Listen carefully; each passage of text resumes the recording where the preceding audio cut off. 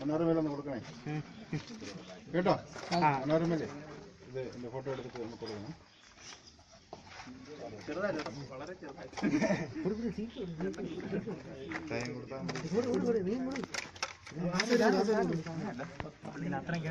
അല്ല ഒരു cross room